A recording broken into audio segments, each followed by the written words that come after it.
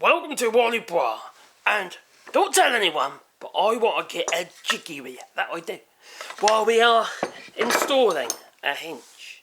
Now this is a typical French hinge that you'll see on French windows and doors, and it's happened to be, it's not stainless, it's a plated, I imagine. It looks like a plated version of the other ones I normally buy.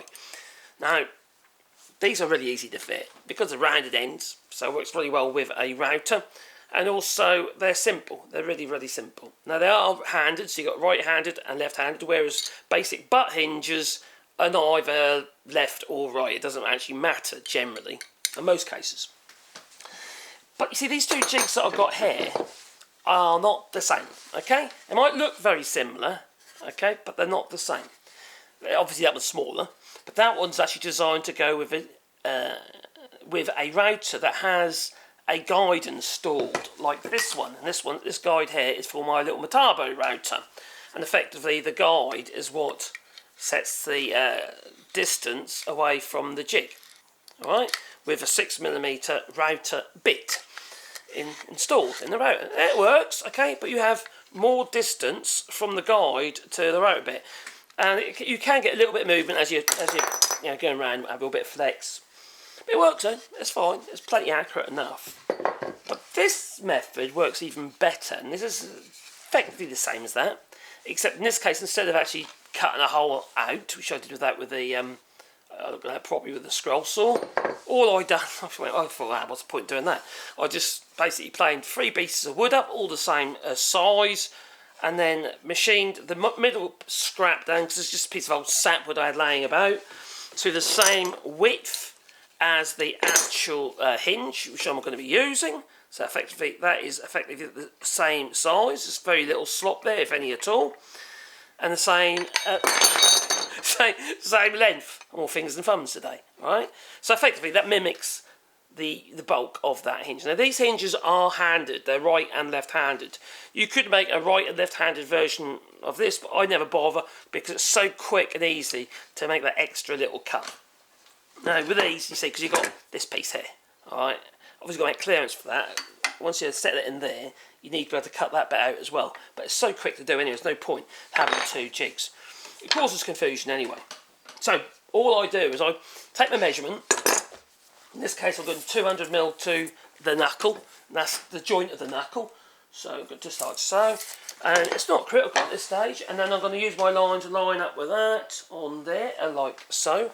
I'm then going to grab a couple of clamps, and these are little Bessie F clamps. Right.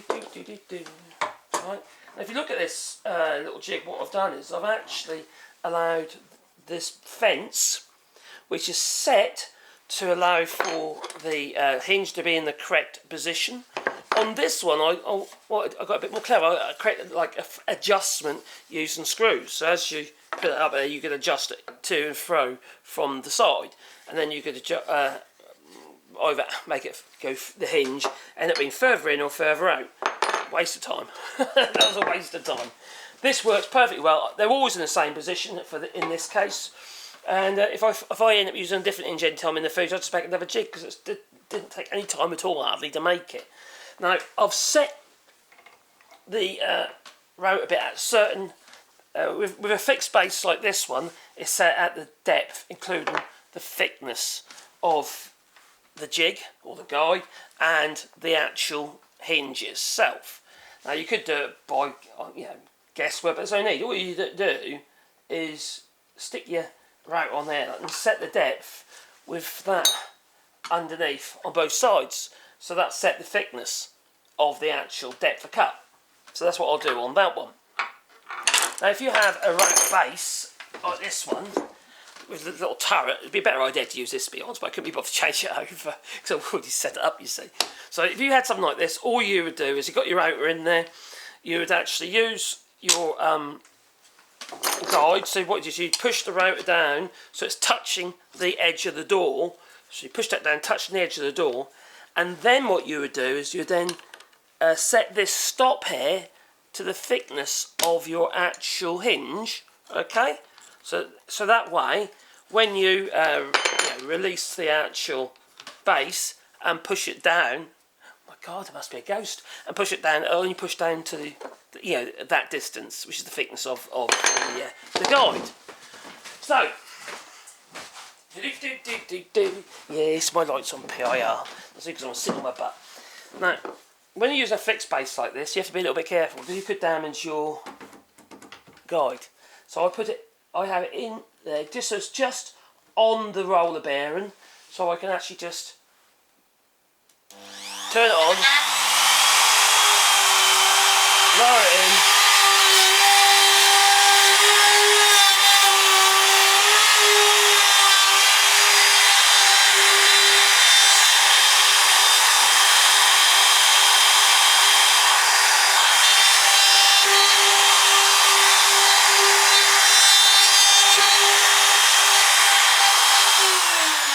hopefully it's deep enough, because I didn't actually check it. Oh, it looks fine.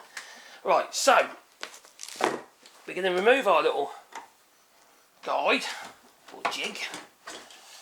Put it on the side, out of the way. Very simple. It is very simple, and hopefully it will be the right depth for the hinge, which it is. On both ends there and across the middle. That it is. But as you can see, what's wrong with that one? As you can see, I can't get all the way down because I need to make a little cut there. And all I use is actually my Karadaki marker knife. That's what I use. So I just plonk it in there like so.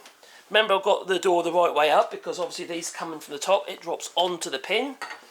So I'll plonk it in there like that, and I'll just make a cut there, incision there, and an incision on the other side of the knuckle. So effectively there and there, and then I'll use the knife itself to make my, I can't actually see the cut on the other one, like so, and then I can just peel that off there. You can use a chisel if you want. I'm just using my marker knife. You can use Stanley knife even, will do the job.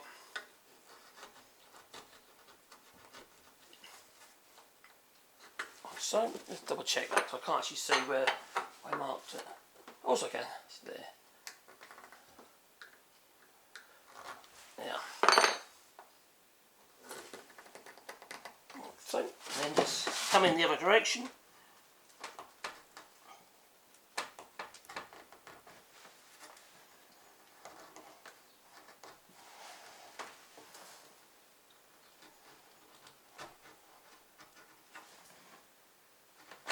Now the jig that I'm using, this jig here, will be exactly the same jig that I'm going to use on the frame as well. And I will lay this door in the frame, and then I'll mark the frame. I'll put the door so it's sitting in the frame, everything is snug, I'm happy how it's sitting at the top. I might even use a clamp to make sure of it. If your frame is a little bit out of skew, I'll clamp it to the top of the door. Provided your door's not out of skew, obviously you've got to make sure it is. And then I will then mark all the positions of all my hinges. In this case, this oak door here, there'll be 4 hinges. Not 2, not 3, 4. Sometimes I'll put 2 close together near the top if it's a really heavy door, or I'll just split it into 4. In this case, we're just going to split it into 4 because it's not too bad at all. So now I should be able to grab that and drop that in there nice and neatly. And it fits in there a treat. You might have to get a little bit of a tap or something, a bit of wood or something, just to give it a tap. Which I have. Yeah, there you go, that's in there. That's how snug it is. See, it's a really, really, really nice little fit there, you see. You don't want it too loose, do you? Because the strength of the hinge, a lot of it is actually its positioning in the actual mortise for the hinge itself. Then what I do, I then grab a drill bit, like that one, and then I haven't got the right screws at the minute, I've actually ordered them. But just for the purpose, to show you, I will use the screws I've got over there. Try and get your holes in the middle of your hinge, like so. And the screws I've got are actually these fishers here, but they're gold and they're not silver, so it won't be. I've actually got some silver ones coming. Some stainless ones coming. And you've got to be careful of the stainless because they can just snap off. So what I tend to do, even though I've just lost my nozzle, I've lost my snooze. There it is. This is WD-40, it's just literally like a thin oil. I put a little bit in each hole. You can just spray your box of screws like that if you want. I'll put a bit in each hole to make sure that, because it'll soak around the screws. And it won't turn, yeah, if the plating does go, it's not going to turn the wood black. And then just plonk them in there.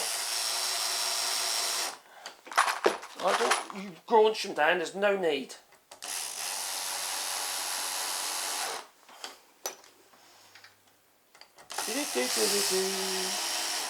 You can obviously work a lot quicker than I am if you want, you know, when you get the hang of it. I'm not in a hurry though. So there you go. That hinge is set in really nicely and well, it's quite tidy. I think that's pretty tidy, don't you? That's pretty, you know, you're not going to get much better than that, are you? Now, when I made this jig, that's one thing I didn't point out. It's about 3 pieces. There's 3 pieces of timber there. There's that piece, and the central piece, and then the fence. There's 4 pieces, effectively. Well, actually, they're cut from the same piece. That's 4 there. Then, oh, anyway, there was 4 separate pieces of wood.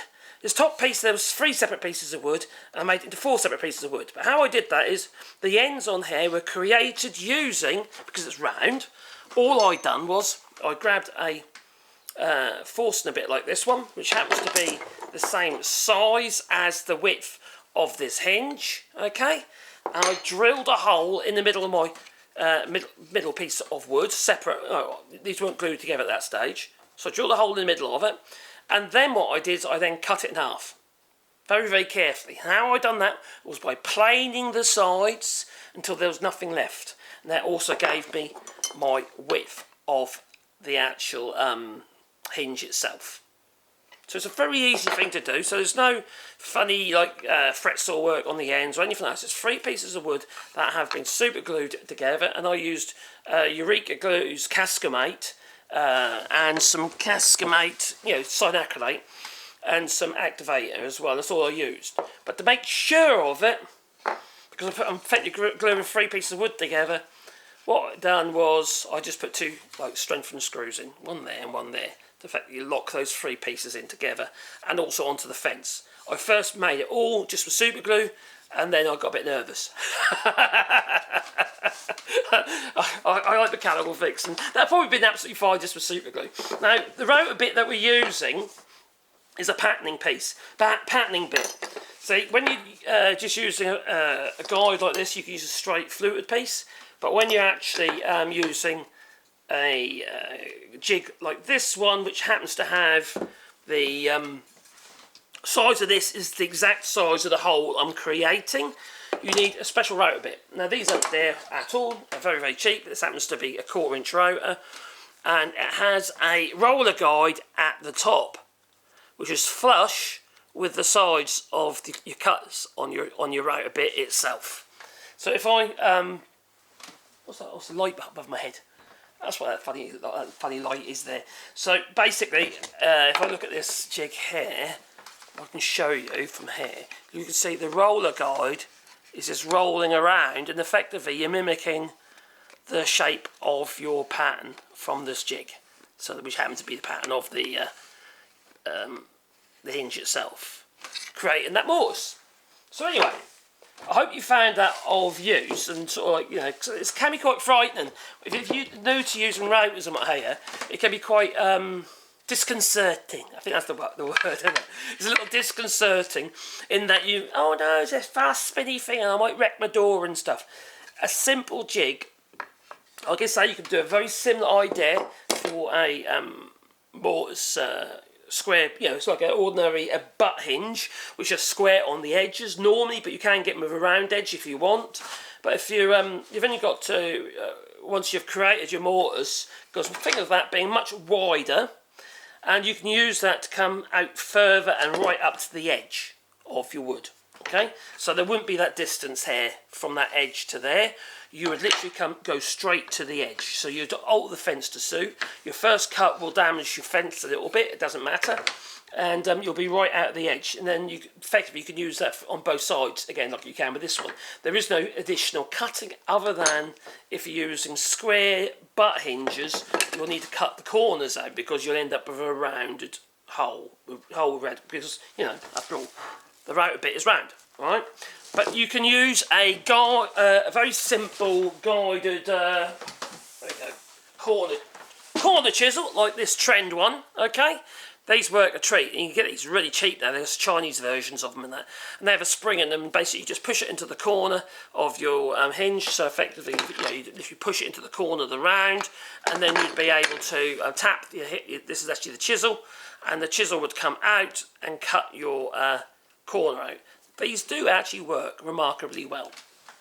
Other than that, just use a chisel. A sharp chisel, because you're working on end grain, remember? So that's definitely something to think about. Yeah, I think. Get away. There's cables. Don't like cables. I know what's great. You should have a cordless one. Actually, a cordless one for this job would be a really good idea, actually. Now, I am actually investing in some tools.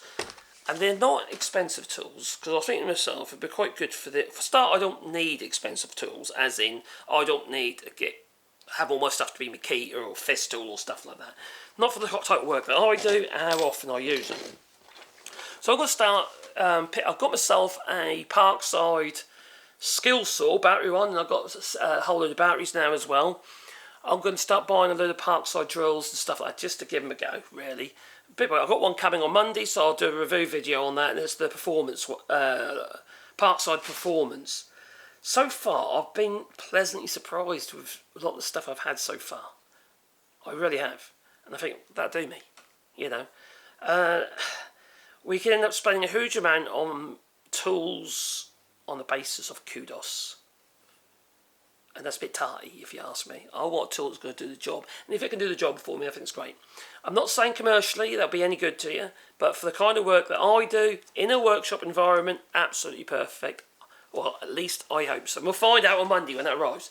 Anyway, it's time for me to go, so I'm going to say toodaloo, you know, and just give a little shout out to Genmitsu. This is a Genmitsu router, which they sent to me to try out, and it is actually quite a nice little router. It's soft start, you know, it doesn't vibrate, don't scream at you, much better than the Katsu, and it isn't actually any more expensive, but yeah, these are cheap, and they come with, you can get them with bases and all sorts of stuff, you know, little plunge bases and angular bases, and you know, I'm quite pleasantly surprised with it, I really am.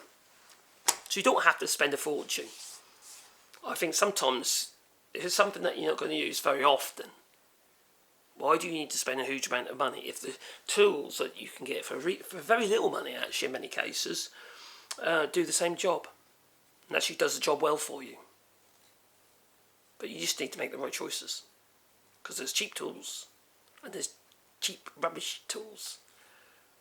Really rubbish. Anyway, I'm waffling. Anyway, it's time for me to go. Say toodaloo there, and please boot the old like button and maybe subscribe to the channel, and please share my videos. Have a lovely day.